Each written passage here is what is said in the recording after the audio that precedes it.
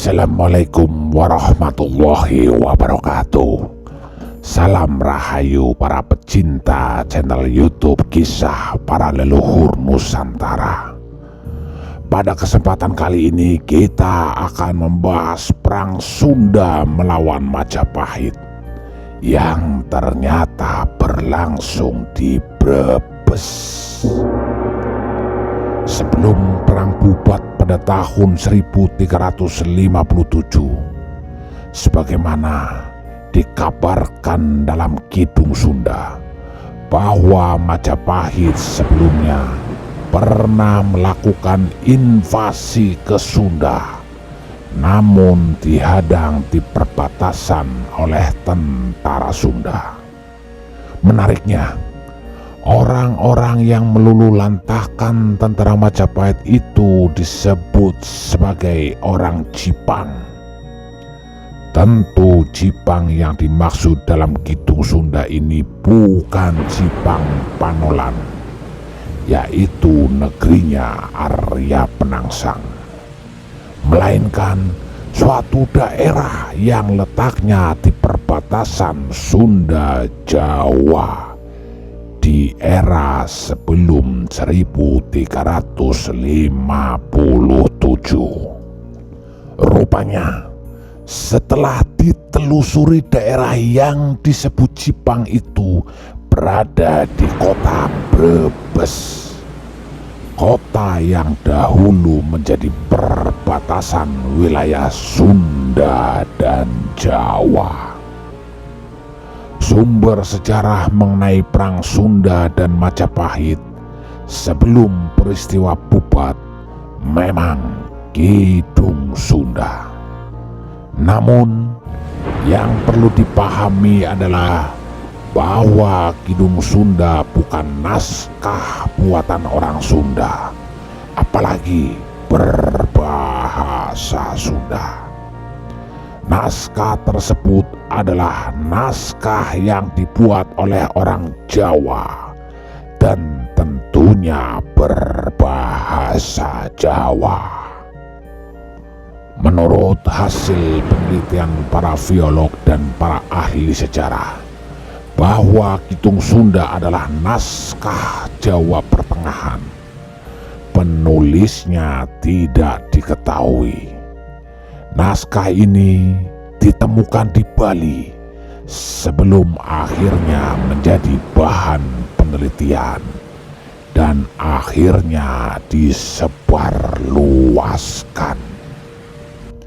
Naskah Kidung Sunda adalah syair atau kidung Jawa yang mengisahkan mengenai putri Sunda yang gagal menjadi istri Raja Majapahit, di mana di dalamnya dikisahkan Prabu Hayam Wuruk dari Majapahit ingin mencari seorang permaisuri.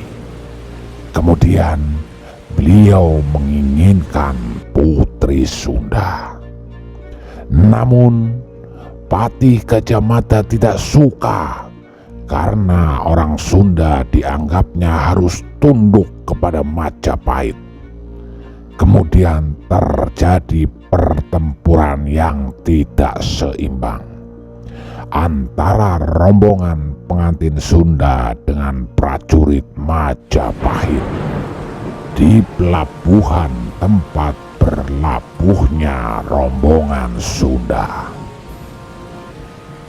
Dalam pertempuran yang tidak seimbang, rombongan kerajaan Sunda dibantai dan putri Sunda yang merasa pilu akhirnya bunuh diri.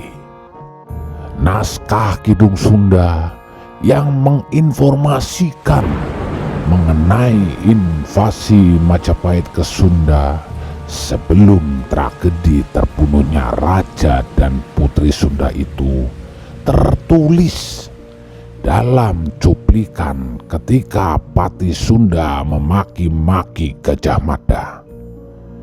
Demikian alih aksara dan terjemahannya.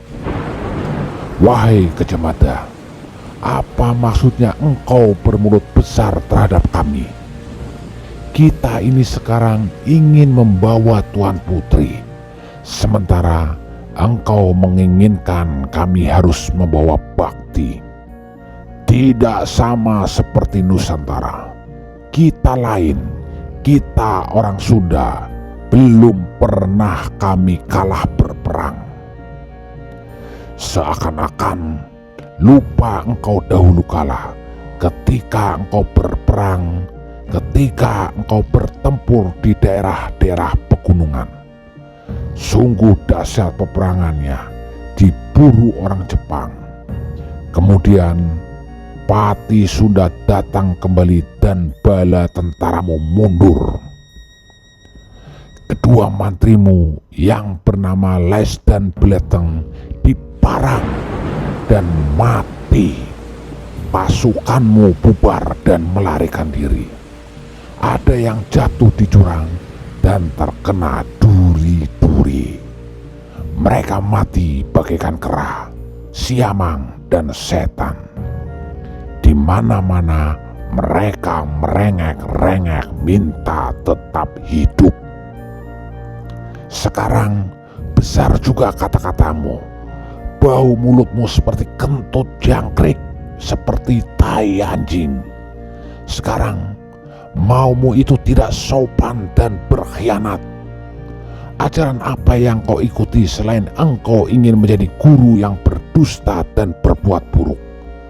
Menipu orang berbudi syahdu. Jiwamu akan jatuh ke neraka jika mati. Para pecinta, para pemirsa channel YouTube Kisah Para Leluhur Nusantara, berdasarkan kandungan sebagian isi Kidung Sunda, sebagaimana cuplikan yang telah kita uraikan, maka kesimpulannya adalah: 1. Majapahit Sunda pernah berperang sebelum tragedi Bubat. Yang kedua, wilayah perang di pegunungan atau bukit.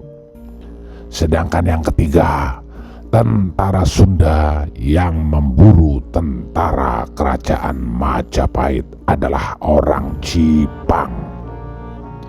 Yang keempat, invasi Majapahit dipimpin oleh Panglima atau Mantri Les dan juga Panglima Baleteng.